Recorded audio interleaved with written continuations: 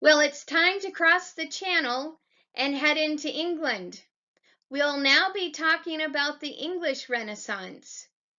One thing to note is that the English Renaissance starts 100 years later than the Italian Renaissance. So remember, the Italian Renaissance started around 1400 and the English Renaissance starts around 1500. Just something to keep in mind.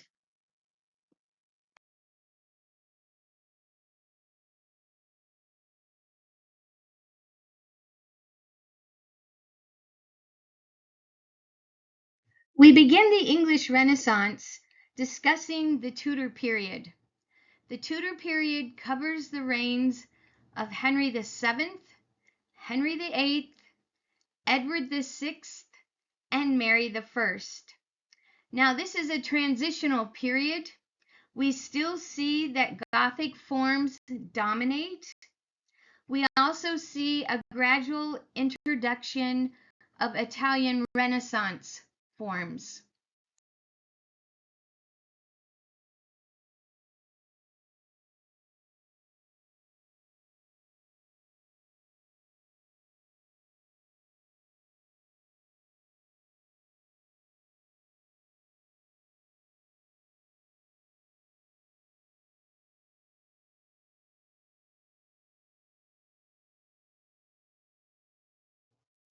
Just a little side note. Mary I was the daughter of Henry VIII and Henry's first wife, Catherine of Aragon. Now, the time period between Henry VIII and the ruling of Mary I, most people in England were Protestant. Mary, however, was a devout Catholic. So when she came into power, she made the Pope head of the English Church again. She married King Philip of Spain, who was also Catholic. The English people did not like Philip. They were scared and frightened of his power. And Philip, who was never short of an idea or two, it was Philip who persuaded Mary to fight the French. The English lost. Mary became very unpopular, but was probably too insane to care. She ended up with the nickname Bloody Mary, owning to regular head choppings and burning of Protestants.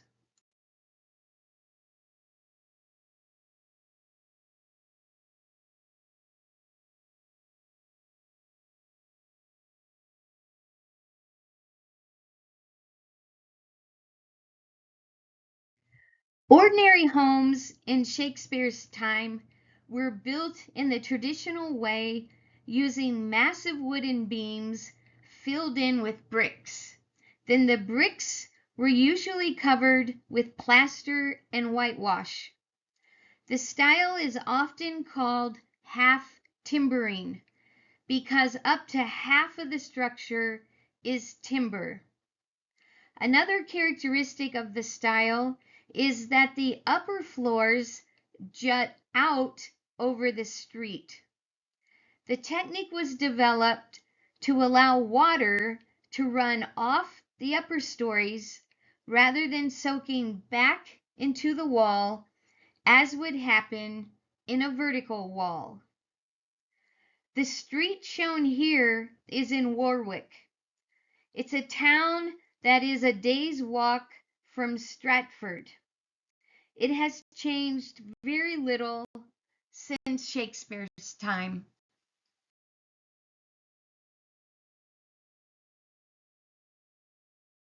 In half timber construction, the area between the wooden post and beams is filled in with either brick, stone, or plaster. That infill area is referred to as wattle and daub.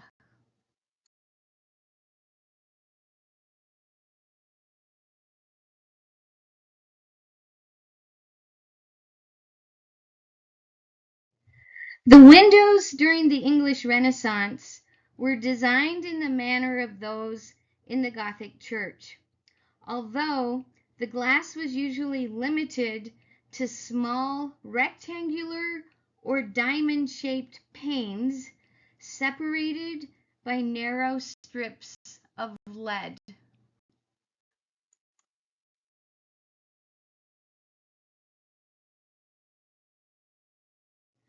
During the English Renaissance, chimneys and enclosed fireplaces became common for the very first time. In fact, the Tudor chimney is one of the most striking aspects of this period. One of the reasons for the increased use of chimneys was the widespread adoption of coal as a fuel. Previously, wood smoke was allowed to escape from the interior through a simple hole in the roof. Now, with coal, we have increased smoke.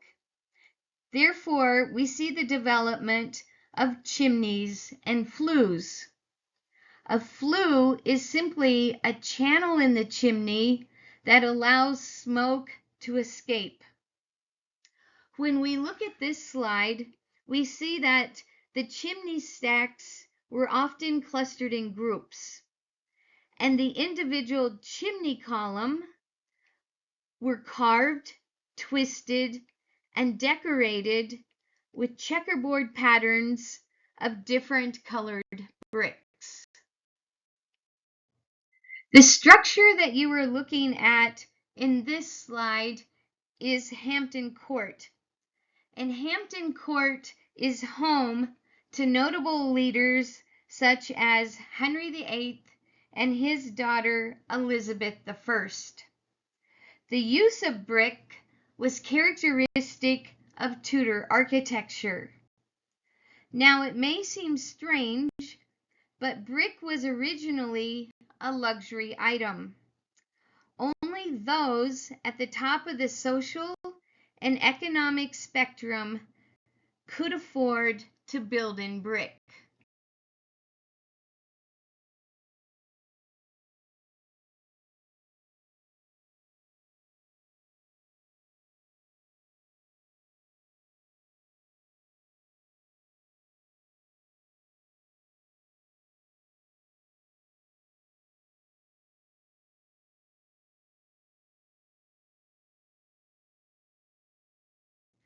Decorative plasterwork became an important feature in the ceiling treatment during the latter part of the 16th century. The rough beams were covered with a flat plaster ceiling, and the plasterers endeavored to imitate the wooden beams by means of applied plaster molding, as both the moldings and the carved ornament of the wood could be more economically produced in plaster. Color was often applied to these plastered patterns, producing a very rich effect. This type of ceiling treatment was called parge work or pargetry. Please note, it's only the English who used parge work as a ceiling treatment.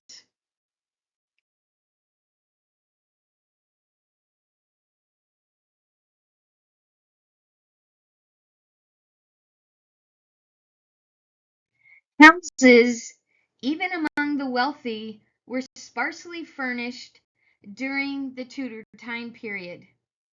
Furniture pieces were often multifunctional. The famous William Shakespeare was born during the Tudor time period to John Shakespeare and Mother Mary Arden. It is believed that he was born sometime in late April of 1564 in a town called Stratford upon Avon. There is no record of his birth, but his baptism was recorded by the church. Thus, his birthday is assumed to be April 23rd. William Shakespeare's father was a prominent and prosperous alderman in the town of Stratford-upon-Avon, and was later granted a coat of arms by the College of Heralds. All that is known of Shakespeare's youth is that he presumably attended the Stratford Grammar School and did not proceed to Oxford or Cambridge. The next record on William Shakespeare is his marriage to Anne Hathaway in the year 1582. The next year, 1583, she bore a daughter for him, Susanna, followed by the twins Judith and Hamnet 2 years later. This half-timbered structure on Henley Street was bought by Shakespeare's father, probably in 2 stages, the first in 1556 and the second in 1575. There is also good evidence that he was a tenant of one part, if not both, from at least 1552. This is the house where William Shakespeare and his brothers and sisters were brought up. The general character of all early English decoration was described as being vigorous, meaning strong and sturdy, masculine, somber, meaning dark and gloomy, and very simple or austere. A few characteristics of homes built during the Tudor period included: number 1, variation in floor levels, meaning that adjoining rooms were connected by several steps. Rooms of this time period were sparsely furnished. And then the last characteristic deals with climate. Because of the damp English climate, fireplaces and mantels played an important part in the English home.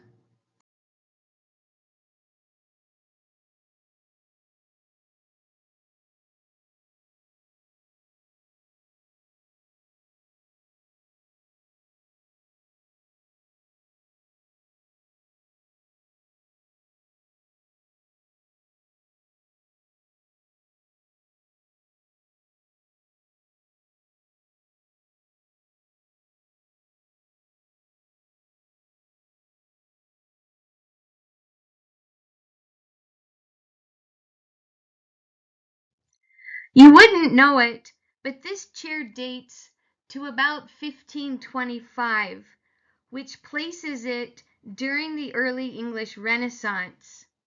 We do see that the chair retains a lot of the Gothic influence. We see the use of the tracery motif, also the linen fold motif. The form of the chair is rather box-like, very stiff-looking, very rectangular, all characteristic of the Gothic period. This piece of furniture is one that I found actually on an auction site. It's an armchair that was made in the early 16th century as a commode chair. And if you look at this slide and the next, you'll see that the seat actually slides forward to reveal a circular aperture for a chamber pot. In its original form, the chair was paneled at the front. Now what we see is a door, and then the back would have been opened for access to that chamber pot. And in case you're wondering, This armchair did sell, and it sold for about $9,000.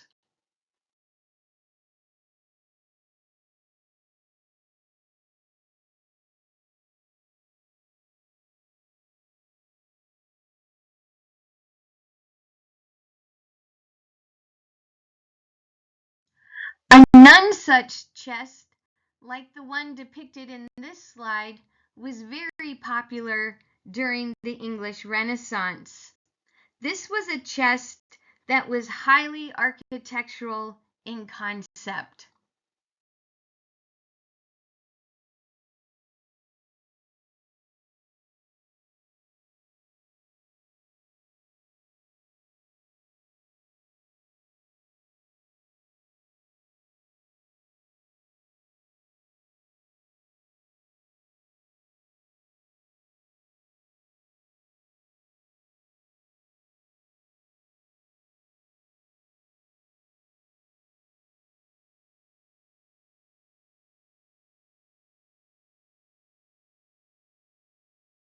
The Elizabethan time period took place between the years 1558 and 1603. It was the time period during the reign of Elizabeth I. She was also the daughter of Henry VIII. Her reign is often called the Golden Age of England because it was a time of great achievement and prosperity. It is also the period that Renaissance forms were introduced.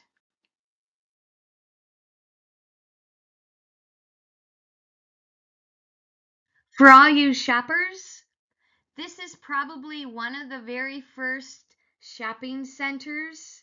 It was known as the Royal Exchange. It was built by Sir Thomas Gresham and was opened by the Queen in 1571, just in time for the shopping season.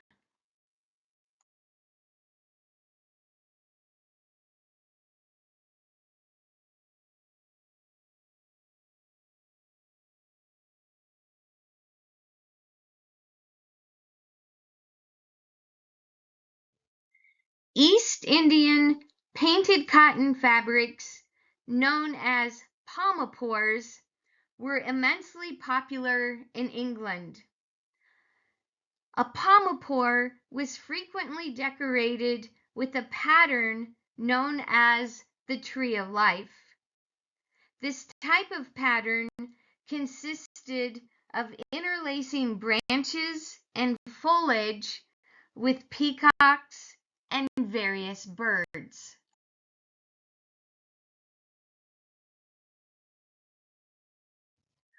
What you're looking at in this particular slide is a modern reconstruction of the famous Globe Theater. This reconstruction opened in 1997. The original Globe Theater, which is associated with William Shakespeare, it was built in 1599 close to the south bank of the River Thames. Unfortunately, the theater was destroyed by fire on June 29th of 1613. A second Globe Theater was built on that same site by June of 1614, and it stayed opened until the London theater closures of 1642.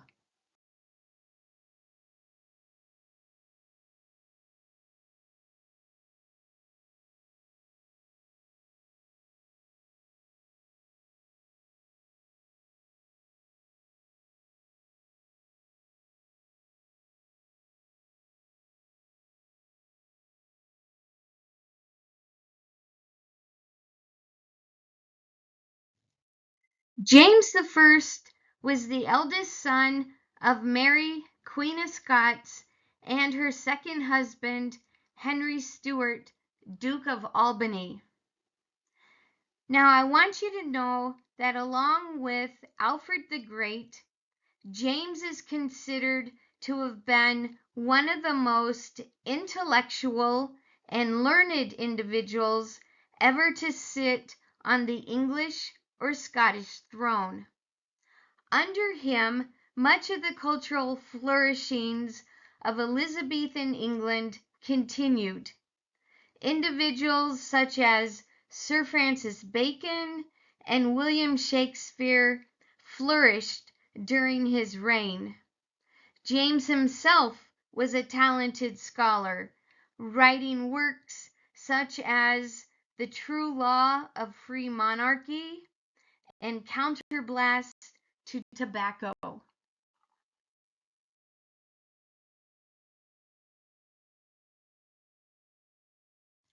The gentleman responsible for introducing the Renaissance into England was Inigo Jones.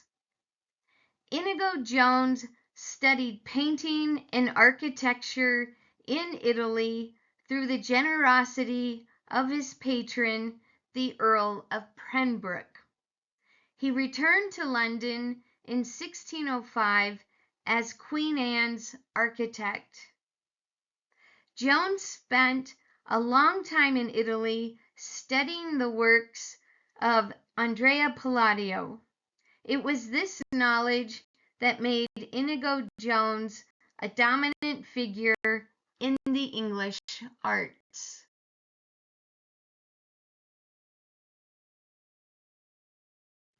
I'm not sure that this chair would be labeled as comfortable, but it was a chair that was popular and characteristic of the Elizabethan period.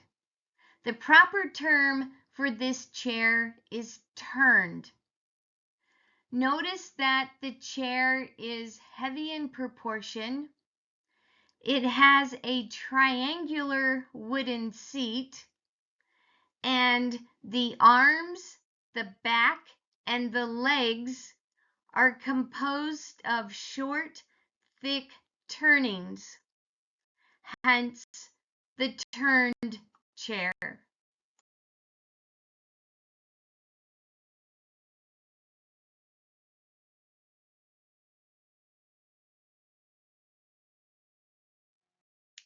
In looking at this wainscot chair, there's a few other terms I want to go over with you.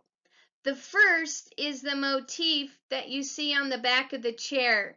It's the diamond motif that you see. The proper term for that diamond motif is lozenge. Lozenge, lozenge. The other is turkey work, and you see turkey work on the seat of the chair.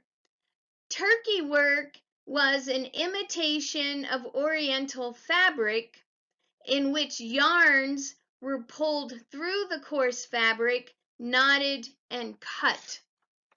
So two new terms, lozenge and turkey work.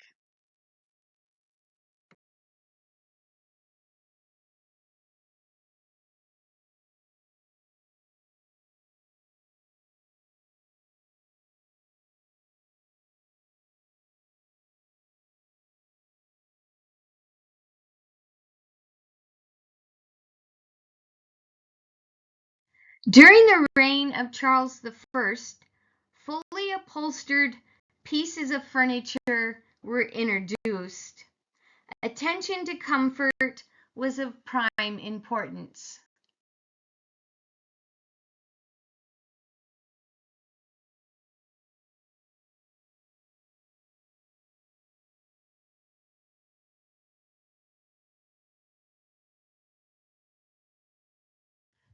Court cupboards, like the one in this slide, were used primarily for display. The cupboards had either three open shelves or alternatively one level of enclosed storage, as shown in this slide. The storage section was often divided into thirds. The center section, of which was slightly recessed and paralleled the front, while the sides were canted. Just as in this example, the bulbous legs were used.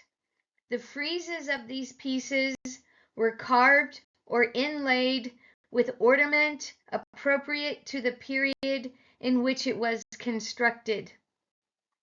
Drawers were sometimes camouflaged behind the friezes.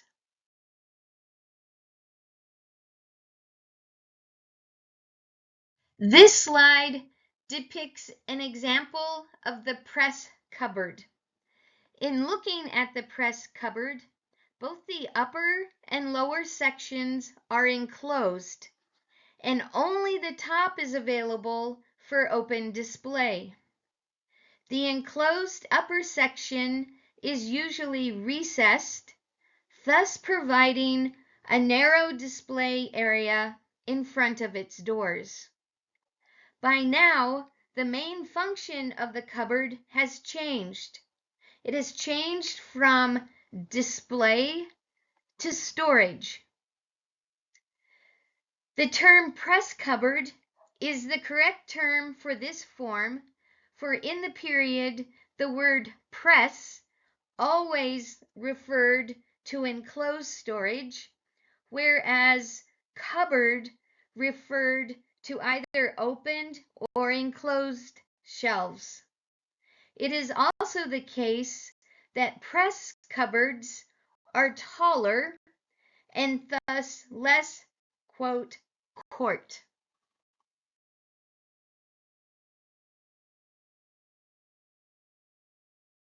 The beds of the English Renaissance were of great size. They were designed with 4 carved corner posts, often enriched by a bulbous ornament and architectural capital that supported a wooden teaster. Long velvet hangings were drawn at night for warmth and privacy.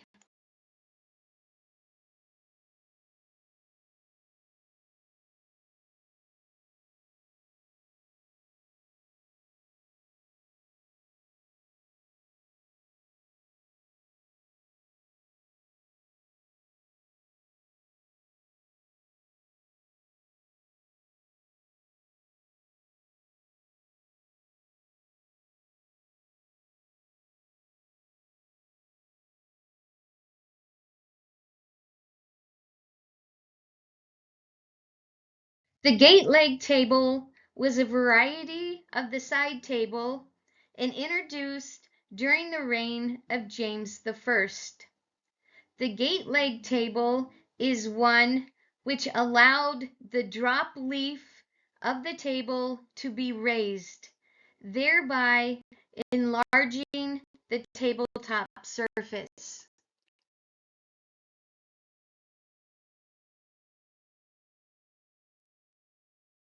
In concluding with the English Renaissance, I would just like to put a plug in for the quaint town of Stratford-upon-Avon. This is the town where William Shakespeare was born, and it was also the town where he met his wife, Anne Hathaway. So in looking at this slide, the home that is placed on the left is the birthplace of Shakespeare, and to the bottom on the right is the home of Anne Hathaway. Both places are available for tours, and it would be a very worthwhile adventure. And if you do go, let me know and have a lot of fun.